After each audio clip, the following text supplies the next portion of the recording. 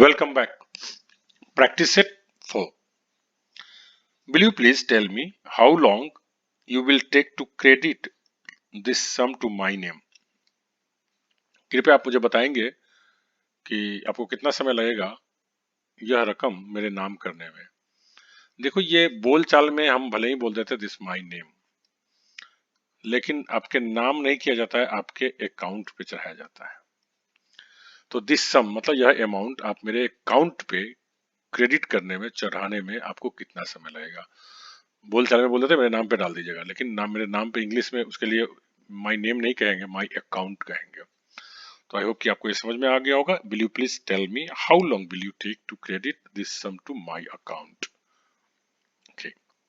The police, अब police के बारे में मैंने बताया था कि पुलिस प्लुरल होता है, पुलिस पूरी समुदाय का बोध कराता है। और आपको याद करने का एक टेक्निक बताया था कि जो एक चीज से बने हुए समूह होता है वो प्लुरल होता है, और भिन्न भिन्न चीजों से बना होता है सिंगुलर होता है। द पुलिस प्लुरल है, हाँ, पुलिस मैन रहे तो सिंगुलर, पुलिस मेन रहे तो प्लुरल, जबकि द पुलिस से पूरे समूह का बोध होता है और ये प्लुरल है। तो द पुलिस हैज के जगह पे क्या हो जाएगा, have arrested him. The police have arrested him for his wrong doings. Wrong doings मतलब होता है गलत काम।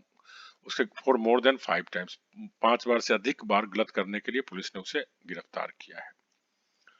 माई कजन ब्रदर, आप बचपन से जानते हैं कि कजन के साथ कोई ब्रदर सिस्टर कुछ भी नहीं लगता है। कजन का मतलब ही होता है भाई बहन, सबके लिए यूज किया जाता है।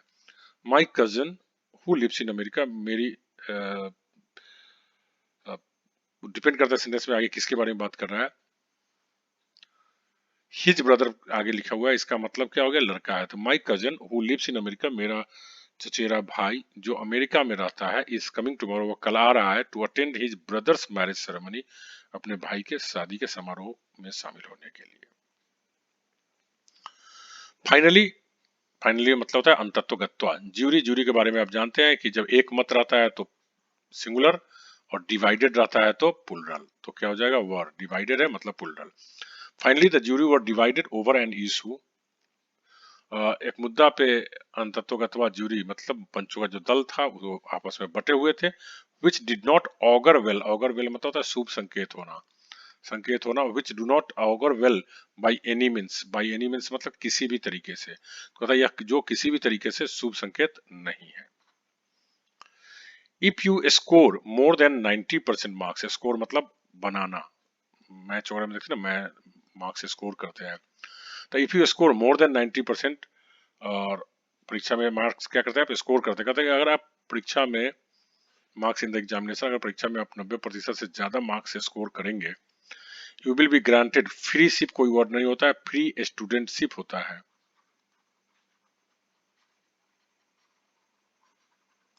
तो ये आपको याद करना पड़ेगा। हमने जो पढ़ाया था उस लिस्ट में हमने दे भी रखा था, फ्री शिप कोई वर्ड नहीं होता है, फ्री स्टूडेंटशिप होता है। बाय द स्कूल, तो उसे स्कूल के द्वारा छात्रवृत्ति दी जाएगी। ग्रांट मतलब मंजूरी दिया जाना। बिकॉज ऑफ हिज मिसकंडक्ट, उसके दुर्व्यवहार, एंड इरेगुलरिटी, अनियमितता के कारण, हिज सर्विस, देखो नौकरी के लिए जब भी सर्विस की बात की जाती है तो सर्विस नहीं होता है, सर्विसेज होता है। नौकरी के लिए जब बात की जाए तो सर्विसेज नहीं होता है, सेवा के लिए बात की जाए तो सर्विस होता है, और जब नौकरी के लिए बात किया जाए तो सर्विसेज होता है और प्लुरल होता है। याद करेंगे आपको, आप याद रखेंगे। His services have been terminated finally, उसे अंततः काम से निकाल दिया गया है। No one is able to tell the reason of the death, देखो रीजन ऑफ द डेथ नहीं हुआ, कॉज ऑफ द डेथ मतलब व्हाट मेड हिज डेथ। तो यहाँ पे कॉज ऑफ द डेथ होगा, क्योंकि कॉज क्या करता है, रिजल्ट देता है। तो ये पूछना चाह रहा है कि आखिर वो क्या चीज था जिसका रिजल्ट डेथ हुआ। तो no one is able to tell the cause of the death of the world's greatest dancing star Michael Jackson. कोई भी नहीं जानता है कि माइकल, जो दुनिया के जो सबसे महान डांसिंग स्टार थे, उसके मौत के कारण कोई नहीं जानता है। मौत का कारण कोई नहीं जानता, cause. It is strictly prohibited from going out in a windy weather. देखो वेदर क्या होता है, जनरली ये एक अनकाउंटेबल होता है, इसमें ए नहीं लगेगा। हालांकि विंडी वेदर काउंटेबल भी होता है, प्लुरल भी होता है। जब अलग अलग देशों के अलग अलग भिन्न भिन्न प्रकार के वेदर की बात किया जाए तब प्लुरल बना सकते हैं, नहीं तो मौसम के बारे में जब भी हम बात करें ऐसे, तो वह सिंगुलर ही होता है, अनकाउंटेबल होता है। तो इसलिए इसमें अनकाउंटेबल होता है और इसमें कोई एन नहीं लेता है। तो आप याद रखेंगे जब भी कहीं बनाना हो, in windy weather, in terrible weather, in pleasant weather, in a terrible weather नहीं होगा, इन ए प्लीजेंट वेदर नहीं होगा। तो याद रखेंगे इस तरह से वेदर अनकाउंटेबल की तरह ट्रीट किया जाता है जब भी मौसम वगैरह की बात करें तो। इट इज स्ट्रिक्टली प्रोहिबिटेड, बड़ी सख्ती से मना किया जाता है कि आप मौसम मतलब आंधी वाले वेदर में ना जाए, because going out may be life threatening. Life threatening का मतलब क्या हो गया? जानलेवा, जान के लिए खतरा उत्पन्न करने वाला।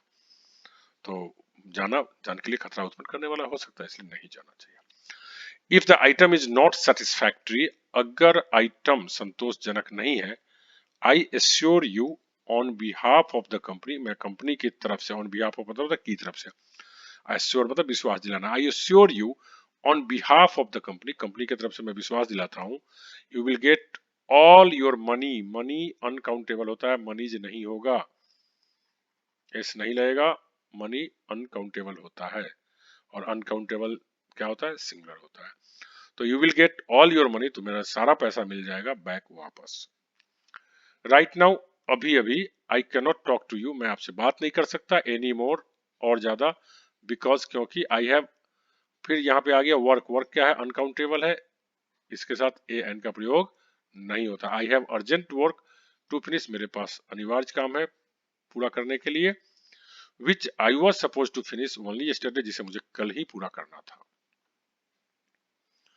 दो I have no exact figure, हालांकि मेरे पास एकदम एग्जैक्ट, एकदम सही रूपरेखा नहीं है, रकम कितना है वो मालूम नहीं है।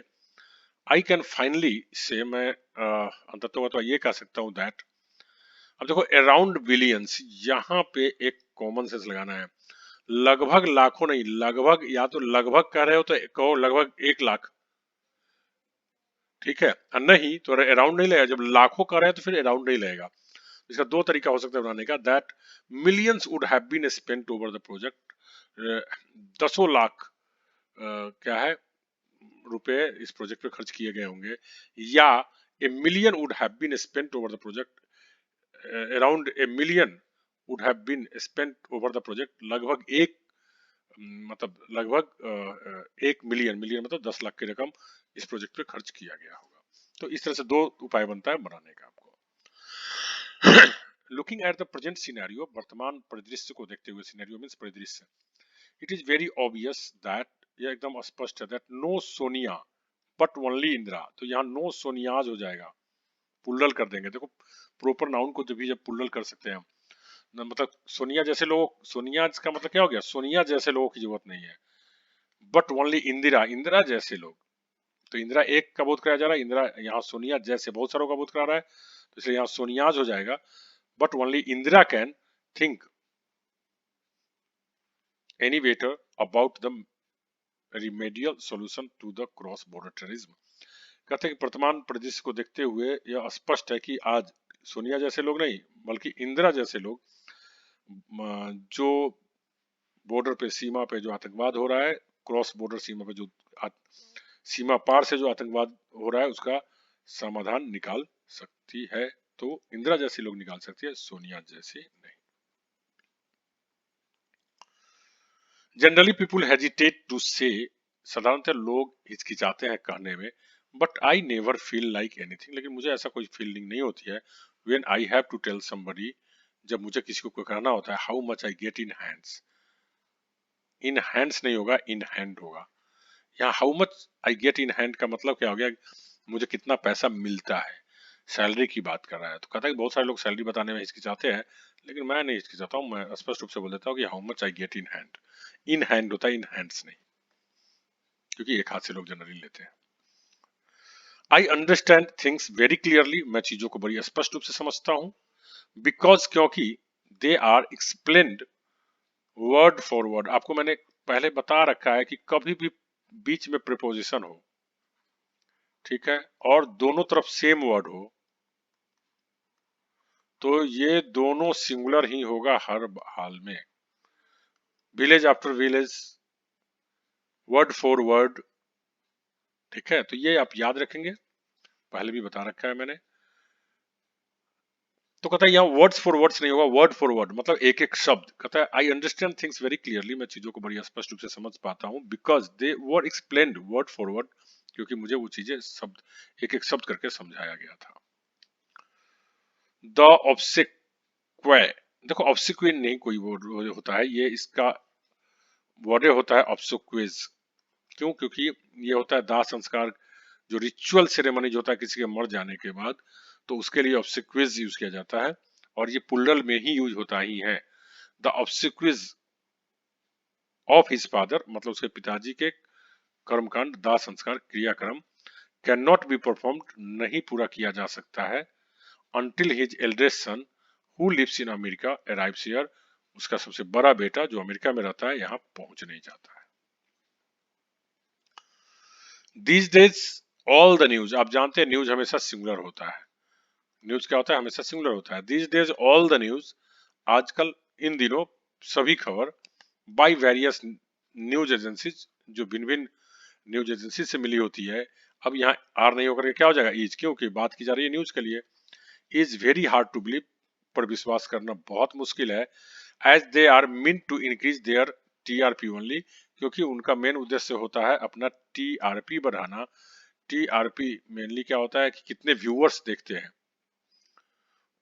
उसको बोलते हैं टीआरपी। टेलीविजन के टीआरपी होता है मतलब टोटल व्यूअर्स कितने हुए, उसको बढ़ाने के लिए ये किया जाता है। लोग न्यूज छापते हैं, ना कि सही न्यूज से मतलब उनको होता है।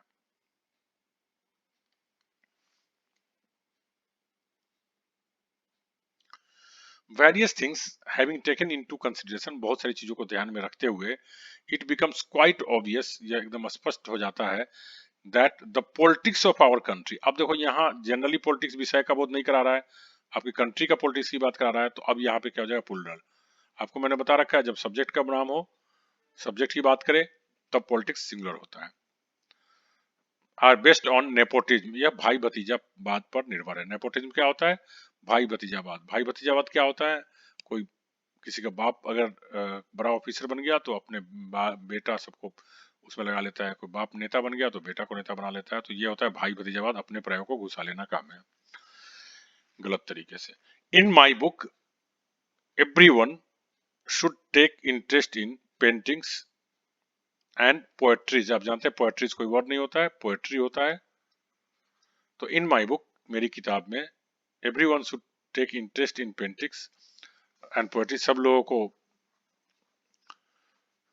पेंटिंग और पोएट्री में इंटरेस्ट लेना चाहिए, because they go a long way in building his character, क्योंकि इसका फायदा बहुत होता है चरित्र को निर्माण करने में। इन माई बुक का यहाँ मीनिंग है, हालांकि मेरे अनुसार। When Sunny got back to his home, Sunny last Monday, जब पिछले सोमवार को सन्नी घर वापस आया, he found that a pair of his trousers, बात किया रहा है जोड़ा, जोड़ा एक ही जोड़ा है, तो इसलिए यहाँ वर नहीं होकर के क्या हो जाएगा?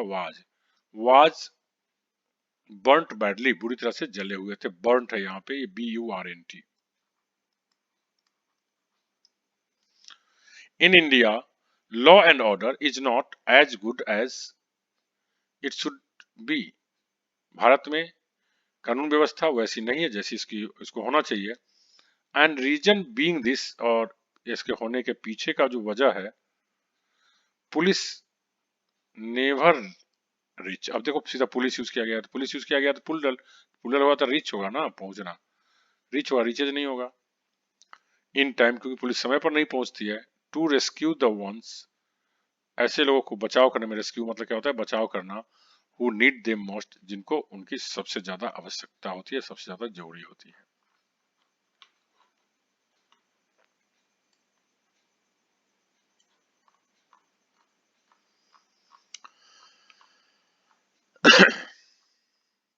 There are several means of transport, यातायात के बहुत सारे साधन हैं। देखो मीन्स यहाँ पे सेवरल पुलरल हो गया, मीन्स, ठीक है। देयर आर सेवरल मीन्स, क्योंकि मीन्स के बारे में अपने आपको बताया था कि ये सिंगुलर प्लूरल दोनों होता है, जनरल कंडीशन में प्लूरल होता है, लेकिन जब तक कोई इसे पहले इंडिकेट कराने वाले लग जाए तो सिंगुलर भी हो सकता है। There are several means of transport, यातायात के विभिन्न साधन है, बट पर्टिकुलरली दिस मीन्स, अब यहाँ दिस मीन्स करके सिंगुलर कर दिया, ऑफ ट्रांसपोर्ट मेक्स, चूंकि अब ये सिंगुलर कर दिया, किसी खास साधन की बात कर रहा है। This means of transport makes one's journey more enjoyable and comfortable.